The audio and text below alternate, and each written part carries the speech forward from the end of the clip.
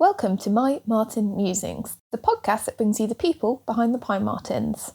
In our next episode, Cat, the Conservation Programmes Manager, is joined by Sian Green.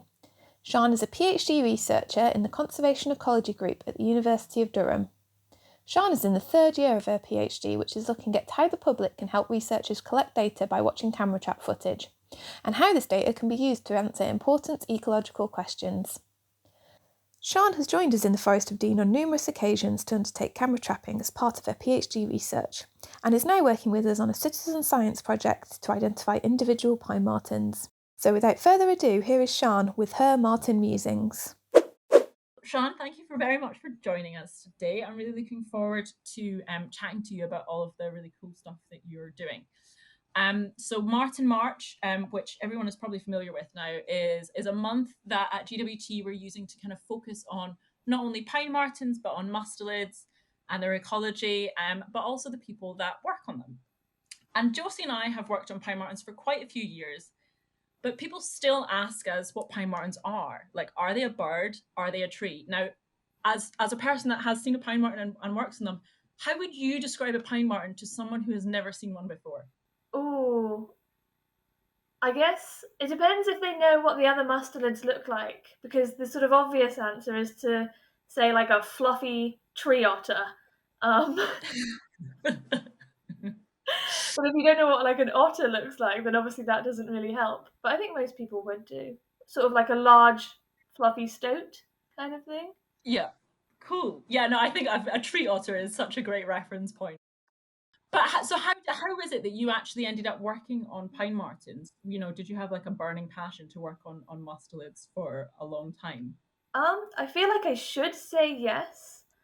But the truth is, it's kind of just like opportunity and chance and sort of being in the right time and the right place.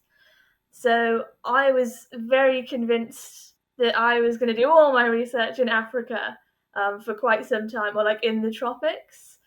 And then I had the opportunity to go and work in Romania for a summer.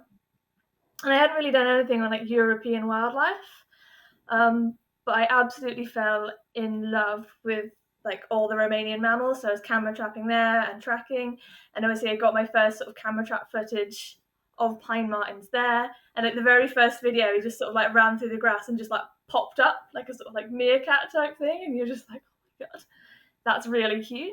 So yeah, I had a lot of fun doing that. So then when I came back and was looking for PhDs and what I wanted to do next, I kind of very much changed direction to more, concentrating on wildlife closer to home. And then I was starting my PhD and basically looking for a good site to put camera traps out to study some methodological aspects. And started basically just asking around. And I spoke to a friend who I'd worked with out in Romania, who you know. So this is Tom, who you know, Cat. So then he put me in contact with you and was like, oh, actually, there's this pine marten project in the Forest of Dean, so they'd be keen to have camera traps out there. So I was like, yeah, that sounds great. Let's do that. So yeah. It's funny how small the conservation world gets. The kind of further through it you go, the more people you realize you're connected to. Yeah, definitely. But so you said you worked in Romania for a while doing camera trapping, and it seems to me anyway, when I think of you, camera traps are like your bread and butter, and you have caught some really cool things apart from pine martens on these cameras. What are your the best things that you've seen, but also what are your kind of best tips for people who are getting started with their own camera traps? So best things that I've seen on camera traps. You're right. I am a little bit obsessed with camera trapping things. Um, it was the brown bears in Romania were incredible. Obviously, the pine martens were great, but and when we got our first like bear cubs on camera, I was just making the most ridiculous like squealing noises in camp, like oh my god. And but I think also in Romania, it was sort of seeing the things that we should have in the UK. So we got this really amazing clip of European wildcats as well. So that was just kind of really incredible to see them and think, you know what, we can have that in the UK as well, and sort of similar with the martens and things. So yeah, that was really cool. But I have also done some camera trapping through like Africa. So I've got some pretty cool photos of elephants. So that was my master's research was based on elephants. So even though, wow. European wildlife is great, we can't ignore. Yeah, you can't really beat some of the really exotic species that you've kind of read about and seen pictures of for so many years. When you finally get them on camera, it's just something else, isn't it? Yeah, exactly. But you see with the European, sorry, this is a bit random, but like you see with the European brown, well, are the European brown bears? Or are they just kind of a general brown bear species? Is it the same? It's not the same as the one that you get in North America. So they are the same species, but they're slightly different subspecies. And they've recently recovered across kind of Romania and Eastern Europe, haven't they? Yeah, I mean, I don't know a lot about the rest of like their range, but I know particularly the sites that we've been working at in Romania, we've seen more each year, and I think they are recovering in quite a few places, basically managing hunting and things like that. Yeah, yeah, it's amazing. It's so bizarre to think of Europe as somewhere that we have bears. I always forget that they are kind of popping up all over the place. But yeah, sorry. The other thing I asked you was, have you got any tips from that camera trapping and all of because although a lot of it goes well, we all make mistakes, especially when we're starting out. So have you got any tips for people who are maybe starting out with their own camera traps in their gardens or in the woodlands next to their house? Yeah, I think trial and error is a big part of camera trapping. And so it's always the best way to do it is to just have a go and try different things because the best way to set up your camera trap is going to be different depending on what you're trying to get out of it and what kind of species you're looking at. So if you've just got a camera trap, I would just play with it, try the different settings. Um, do be careful of which way you point it. So you don't want lots of grass or vegetation in front of it because that will trigger it, and that is always annoying no matter what setting you're in. And also the sun. You've got to think about where the sun sets and if you're going to get a lot of glare in your camera trap. Because I've made that mistake quite a few times without thinking about it at all. Because the light goes in and you just can't see anything. It's just so overexposed. Yeah, and I guess the best thing about getting camera traps, I think, when you first start out, is the mug shots you get of yourself setting it up, checking it's working, and then collecting it back in again. So we're talking about camera traps, but I should probably ask you, kind of to explain to us a little bit about what your PhD is actually on as a whole, because we obviously got to know you when you came to the Forest of Dean to do some kind of methodological survey work. But what actually, as a whole, is your PhD focusing Big question. on? Um, The ultimate question. So I work with a citizen science project called Mammal Web, and the aim of this project is to basically integrate the use of camera trapping and citizen science, which essentially is sort of engaging members of the public in participating in scientific research. So combining these things to increase our knowledge of UK mammals and improve like our sort of a long-term mammal monitoring project. So a lot of my research centers around, the best way to set up camera traps to like inform that project. And then the other half of it is how we can engage more people to participate in that project because the more people we can get involved, that means we can collect more data, we can process data more quickly, and also from an engagement and sort of educational perspective, get people excited about British and UK mammals again. Cool. And so, like, why is it that you guys think, or I mean, have acknowledged that citizen science is so important for kind of conservation in the UK and globally going forward? So camera trapping in particular has become quite popular to kind of integrate with citizen science because one of the things with camera trapping is you get these huge amounts of data, so thousands, hundreds of thousands of photographs or videos, and it can take such a long time to go through all of them, especially if you're looking at multiple species and wanting to get all of the data out of it. Like lots of data sets, if you're looking at a specific species, you get anything that's not that species kind of gets put aside and not really used or analysed. So it's maybe not wasted, but it could be put to better use. So by using citizen science, we can kind of process all the footage, ideally. So it's there for monitoring in a way that, yeah, if you were just on your own, you just might not be able to actually do all of that as well. Yeah, for sure. And so a lot of this camera trapping work, and it's photographs and videos, isn't it? Yeah. So a lot of this footage goes on to Mammal Web. Can you just tell us a little bit about Mammal Web as kind of like a website and what it does and how people can use it? Yeah, so you can go onto the website, and there's two ways that you can participate in Mammal Web, or two main ways. So the easiest way, if you don't have your own camera trap, is you just have to enter your email address, and then you basically make a little login ID, so you have your profile on Mammal Web. And then you can do what we call spotting. So basically, look at all the footage that's already uploaded on Mammal Web from various different projects, and basically just say what you see in the photos or videos and help classify. And the other way is if you have your own camera trap or have access to a camera trap, or we've been able to loan them out sometimes if we've got sort of spare ones around the office, um, is to place your own camera trap in your garden or like somewhere near where you live, and collect footage that way and upload it. So that's what makes Mammal Web quite different to a lot of other citizen science projects, is that it's getting people to go out and place the camera traps as well. But obviously, if you're trying to monitor wildlife, across a whole country or even a wider scale, if it was just me and a couple of other researchers, we wouldn't be able to get to so many sites to put all these camera traps out.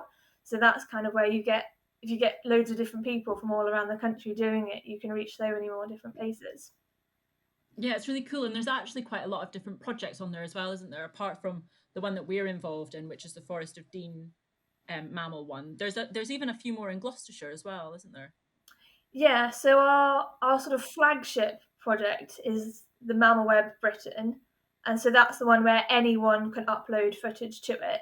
And then some of the other projects have kind of more specific focuses, so either a target species or a target area, and are either sort of added by a particular researcher that wants footage uploaded. So I collected data on the Forest of Dean. So we had camera traps all around there with you guys, and then I uploaded footage to those projects on Mammal Web so that I could specifically get help with that. And then there's another one from Gloucestershire. I think it's a rivers project. Yeah, it's Cotswold Canals Connected. Yeah, you've done your done your research Isn't on it? that Yeah, one. no, I was checking earlier. I was like, I'm sure there's another one, but yeah, I think it's the Canal project. Because they've got really, really great otter footage, I think, from there. Yeah, yeah, it looks really nice footage on that one as well. And I think they are going to be adding some videos to theirs as well. Because I think they were Nice. doing photos and they're going to start adding some video footage, which will be really nice. So yeah, they're specifically looking at, the canal system and the river system. So that's what they're targeting for that project. Mm. But there's also some. Is there a wildcat one as well?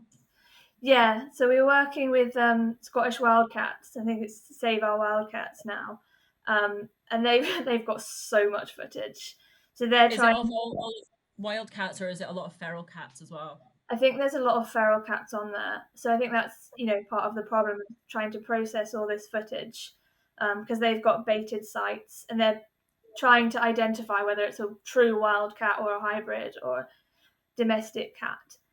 So I think if it's like a suspected wild cat, it will get sent on for expert review because it's almost impossible to tell, especially between some of the hybrids and like a true wildcat from just coat patterns. But it must be really cool, like even though your PhD is focusing on kind of more the citizen science aspect of it and camera trapping techniques, to get a bit of an insight into lots of different conservation projects. Do you think, I mean, this is a horrible question to ask a PhD student, I'm sorry. What do you think you'll want to go into? Like, what do you think you're going to do after you finish your PhD? Do you think you're going to try and stay in kind of UK conservation, UK mammal work? I think so. At least within Europe, I would like to stay sort of within European wildlife conservation, because I'd like that all to be more one thing, because I think you have to work together. Um, you know, obviously the UK is a little bit different because it's separated from, the mainland countries, so you're not going to get sort of natural dispersal in that same way. But I think still looking at countries separately is a bit of a not efficient way of doing conservation. But yeah, I've really enjoyed working a bit closer to home, I think, with wildlife, and just appreciating what's here. And like you said, because we're sort of in contact with loads of these different projects now, it's been quite a good place to sit, and people sort of email you and telling you like what projects are going on, so you can get a good idea of the different things that are going on in the UK, and sort of realizing that people are doing lots of different things, and there's lots of really cool projects out there, which is nice. Yeah, it kind of makes you feel a bit more optimistic about what's going on, and actually maybe slowly things will start working on a kind of larger scale, a little bit more joined up. Hey, that would be nice. We can always hope.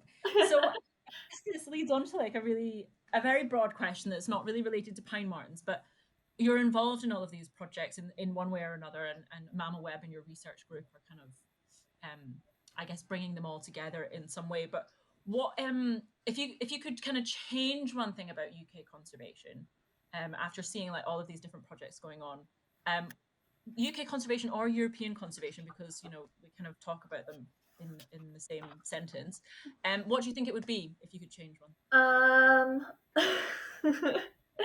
One thing, I think it's I mean many things if you want to change many, but the kind of the big thing. I think it's just appreciating European wildlife, and particularly European mammals, because I think a lot of the time when you think of like mammal conservation, you do think, oh, elephants and rhinos, and like that's for other countries to be doing, and we should be worrying about those. But actually, there's a lot going on in this, in this country, and a lot closer to home.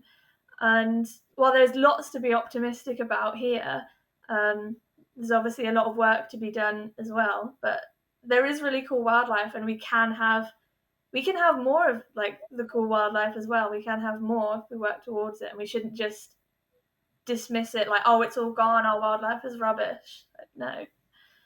Yeah. No, I totally agree with you. I think I was the same when I started out. I was a bit like, well, I'm never going to work on British wildlife. I want to work abroad, and then you end up on a reintroduction project of a British mammal in the UK. You kind of have to bite your tongue a little bit. But speaking of kind of getting involved, I guess, and appreciating native species a lot more, we have been working, you, me, and Josie, on a kind of little trial on Mammal Web to do with identifying pine martens. Do you want to tell us a little bit about that and kind of tell people how they can get involved in it? Yeah, so as we said before, we did do some camera trapping throughout the Forest of Dean, and one of our hopes for that was to be able to start monitoring the pine martens as they've been reintroduced to the forest. However, that didn't go 100% to plan with regard to the pine martens. How many pine marten clips did we get? Like 3. And this was from like 75 different camera trap sites over like 4 months.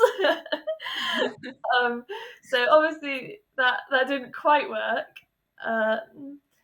But yeah, so we've kind of had a bit of a rethink and thought, actually, there are other ways to monitor pine martens, and obviously we need to try something different if we want to try and do it using camera traps.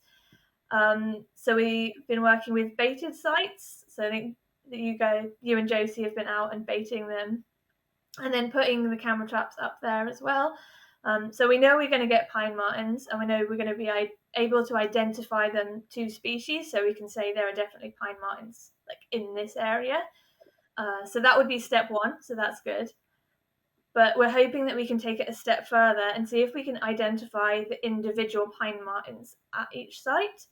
So by looking at individual bib markings, we can tell where the different individuals are going. and that will give us a better idea of the population, and we can monitor them sort of at a more detailed level in that way. But it is really, really difficult. I've tried.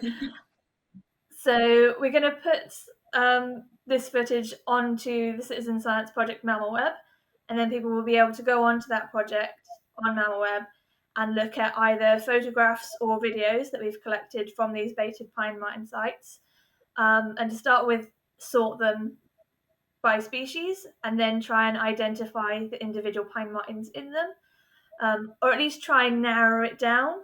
So if we can tell, if you're not even if you're not 100% sure what individual that could be, if you can have a good guess, and say, actually, maybe it's this one or this one, that would really help us in terms of processing the data. Or if you say, actually, this is definitely a pine marten, but there is no way anyone is going to tell what individual that is because you can't see its bib, like you've just seen fluffy pine marten tail. If that can be categorized into a different category, then we kind of know actually we don't need to look at that photo or video again. So that'll help with processing that really quickly. For sure, yeah. So I mean, because Josie and I go through the camera trap footage, and usually we roughly know which individual it is if we know where the camera is. But as time goes on, these martens are going to be moving around more. We'll hopefully be getting new martens moving into the area as population expands, and potentially, youngsters who we don't have bib shots of, joining the population. So it's a really handy tool that if we can figure out the perfect way or the easiest way, because it is quite hard. The easiest way to identify pine martens from camera trap footage or from still images on camera traps, then it will be a big step forward in terms of how we try to monitor the pine martens as the population recovers in the Forest of Dean. So it's really exciting, and we've given on the page each of the pine martens have kind of like a little profile. It almost feels like a little dating profile. It's got a picture of their bib. It's got their background. It's got their name. It's kind of got like which other pine martens we've seen them with, hasn't it? And kind of what their favorite den sites are. So it really is a little bit like like a dating profile for each pine marten. But I'm really excited about it. So can you just tell us what the website, the web address is for MammalWeb? Yeah, so it's just www.mammalweb.org. So yeah, or just Google MammalWeb and you'll be fine. But yeah, but we'd love to get as many people involved as possible. But you have to sign up to become a spotter before you can get access to the Pine Marten page. And it's kind of a bit of trial and error at the moment, isn't it? And we'll sort out, what works and what doesn't work, and if it's actually possible to identify consistently identify individuals. But I'm really looking forward to it. I think it's going to be a nice little project. Yeah, I think it's going to be really exciting. It's very different to what we've had on MammalWeb before, so it's quite a new, basically, way of using camera traps, not just for MammalWeb, but kind of globally as well. So they've not been used for identifying individual pine martens and particularly combining that with citizen science. I think this is going to be a first. And even identifying other species, there's very little in citizen science. There's maybe one or two other projects where people are trying it. So it's definitely trial and error, and we can look at like different angles for the camera trap and how to get it set up best. But in order to do that, we do need as many people as possible to get involved and just have a go. Because I think the only thing I've ever seen where they've been identifying individuals is maybe with things like tigers or zebra, where they tend to use like artificial intelligence, like algorithms, to identify stripe patterns or like leopard spot patterns. But I don't think there's been much done on any, well, definitely not on pine martens, but on kind of the less easy to identify species. Yeah, there's more being tried, so especially with AI. I think, I've seen stuff with like zebra stripe patterns, and I've heard of one that they were trying to do for like elephants, so like using their wrinkles in their forehead and stuff like that. I know. Amazing. I've tried doing elephants by eye before, and you can sort of do it if they have like, some of them are easy because they have like notches in their ears, so where they've had little tears or things like that, and then you can look at tusks and like just facial markings. And there's one citizens science project I know of where they're trying to identify chimps to individual, which also sounds quite difficult. So obviously I've been kind of keeping an eye on that project because obviously chimps are very different to pine martens, but as a like difficulty level of task to ask people to do, it's kind of similar, I guess. Yeah, no, it's fascinating. Like, I think you can do it with rhinos as well. A lot of rhinos are, I think people actually ear notch rhinos, so they put little kind of markings in their ears to identify individuals because the population's so protected, particularly white rhinos. Yeah, they add like little tags specifically to make them easier to track and identify, don't they? Yeah, it's cool. So do you think you'll be back in the Forest of Dean trying to set out any more camera traps for pine martens anytime soon, or where are you at with that work now? Well, I really hope so. Restrictions permitting, of course. So Our favorite things. whenever that's allowed, I think it would be fun to come back down to the forest and have a look at the cameras that we have had set out and either try some different locations or even different angles at the same location. Because now we've sort of seen maybe which way the pine martens are approaching the bait. But if they always seem to be like facing the wrong way to get a bib shot or something like that, we can try, the camera from a different angle or putting it closer or further away, so that we can kind of have a best recommendations for like how to set a camera up to be able to get those clear bib shots.